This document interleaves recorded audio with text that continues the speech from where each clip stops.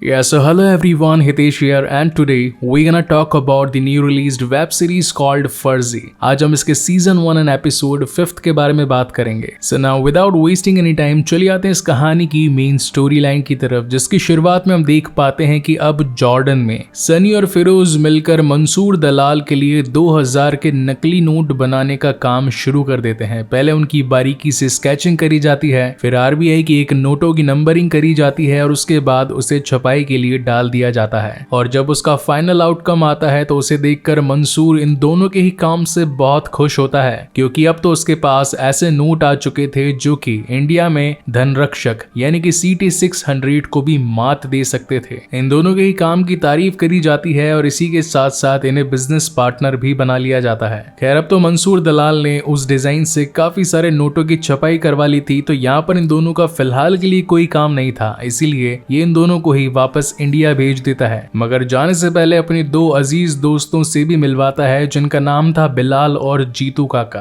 बिलाल जो कि नोटों की डिस्ट्रीब्यूटिंग और सप्लाइंग को देखा करता था, वहीं जीतू काका अपने बड़े बड़े क्लाइंट्स के साथ डील फाइनल करते थे. वहीं सीन शिफ्ट होता है इंडिया में, जहां पर माइकल और उसके जासूस उसे छिपी हुई इंफॉर्मेशन दे डालते हैं कि अब मंसूर दलाल का एक और लॉट इंडिया में आने वाला है, यानी कि काउंटर फीटिंग का सिलसिला अगेन शुरू होने वाला है. जिस पर माइकल ये बात की इंफॉर्मेशन अपनी पूरी टीम को भी दे देता है और सभी को अलर्ट रहने के लिए कहता है. वहीं सीन शिफ्ट होता है सनी और नानू पर, जो कि इस वक्त भी उन नकली नोटों की छपाई के चक्कर में आपस में बातचीत नहीं कर रहे थे. सनी नानू को समझाता है कि ये सब कुछ इस क्रांति पत्रिका को बचाने के लिए ही उसने किया था, मगर नानू का कहना था कि अगर ये सब कुछ तुम सही रास्ते पर चलकर करते तो मुझे ज्यादा बेहतर लगता. खैर यहाँ सनी अपने नानू को तो समझा नहीं सकता था, मगर यासिर चाचा जो कि उसकी हर बात समझते थे वो उनके पास जाता है, जहाँ पर यासिर चाचा का कहना भी यही था कि मैं जानता हूं कि आजकल तुम इस काम को और भी ज्यादा सीरियसली लेने लगे हो, और मुझे तो ये भी पता चला है कि तुमने किसी बड़े क्लाइंट के साथ डील कर ली है. जितना जल्दी हो सके इस काम को छोड़ दो, वरना पुलिस के हत्थे चढ़ जाओगे. वहीं कुछ दिन बीत जाते हैं और नानू की खराब हालत के चलते उन्हें अगेन हॉस्पिटलाइज्ड करना पड़ता है, जहां पर नर्स का कहना था कि अब तो इनकी सर्जरी करवानी ही पड़ेगी. वो शहर के एक बड़े सर्जन से बातचीत कर लेती है इस बारे में, मगर उनका रिप्लाई आना रेयर था, क्योंकि वो बहुत ही क्रिटिकल केसेस ही लिया करते थे. माइकल जो कि कॉल लगाता है पवन गहलोत जी को और बताता है कि मैंने काउंटर फीटिंग की एक बड़ी इंफॉर्मेशन पाई है और मैं चाहता हूं कि उस पर आप मुझे आर्मी फोर्सेस का सपोर्ट दे दें. गहलोत जी को लग रहा था कि धनरक्षक के इंस्टॉल हो जाने के बाद में नकली नोट तो इंडिया में आएंगे ही नहीं, मगर ये तो उनकी एक बहुत बड़ी गलतफहमी थी. खैर एक तरफ तो इलेक्शंस के आने का टेंशन और दूसरी तरफ माइकल जो कि हर वक्त कभी टीम मांगता है, कभी आर्मी फोर्स मांगता है, कभी ब्लैकमेल करता है, तो गहलोत जी तो ऑलरेडी परेशान. वेल फाइनली कंक्लूजन ये निकलता है कि वो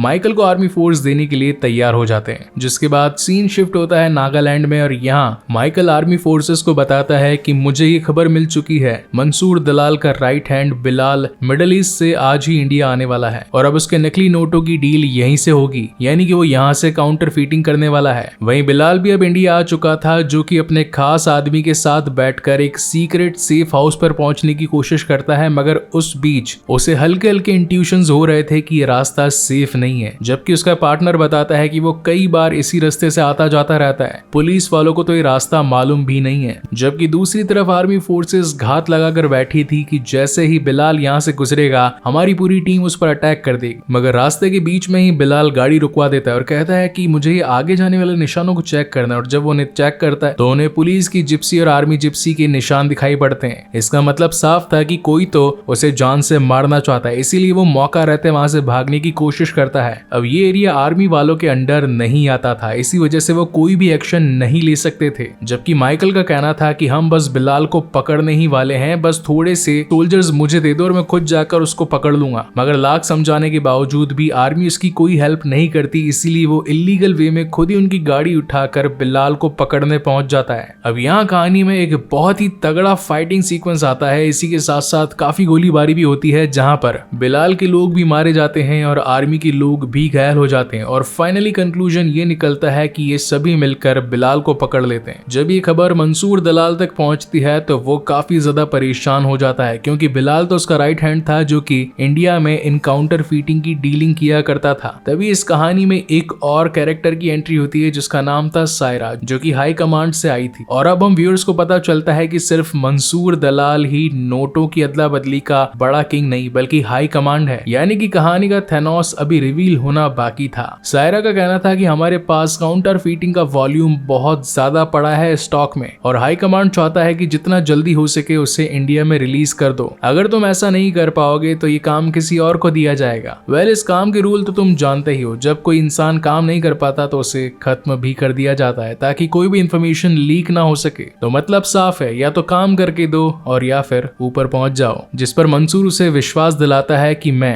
ऑलरेडी बिलाल का रिप्लेसमेंट ढूंढ चुका हूं, जो कि अब गोडाउन में पड़े सभी काउंटर फीटिंग नोट्स को इंडिया में डिस्ट्रीब्यूट कर देगा। इंडिया में माइकल बिलाल के साथ इंटेरोगेशन करता है और वो फनी सीन भी आता है जो हमने कई बार इसके ट्रेलर्स में देखा है। Bangkok, Malaysia, Thailand, massage massage enjoy enjoy. खैर, वो एक नाकाम कोशिश थी माइकल की उससे पूछताछ करने की, जहां पर बिलाल उसे कुछ नहीं बताता। तो गुस्से में आकर माइकल उसी के पैर पर गोली मार देता है। यहाँ सीन शिफ्ट होता है हॉस्पिटल में, जहाँ इस वक्त सर्जरी के लिए बड़े डॉक्टर मान चुके थे। सनी का ये सोचना था कि जो डॉक्टर कभी किसी को वक्त नहीं देता वो मान कैसे गया, और यहाँ रिवील होता है कि उस डॉक्टर को मनाने के लिए खुद मंसूर दलाल ने सिफारिश करी। यूजुअली मंसूर दलाल कभी मुंबई में नहीं आता। अगर वो मुंबई में आया है इसका मतलब कोई बहुत बड़ा रीजन होगा। वो सनी के साथ एक साइड मीटिंग करता है और बताता है कि मेरा खास आदमी बिलाल पुलिस के हाथों पकड़ा गया है। अब न जाने उसने कितना पुलिस को बका होगा और क्या क्या इन्फॉर्मेशन लीक करी होगी, इस बात का कोई अंदाजा नहीं लगा सकता। हम तो वर्स्ट सिचुएशन समझ के चलते हैं कि उसने पुलिस को सब कुछ बक दिया होगा। अब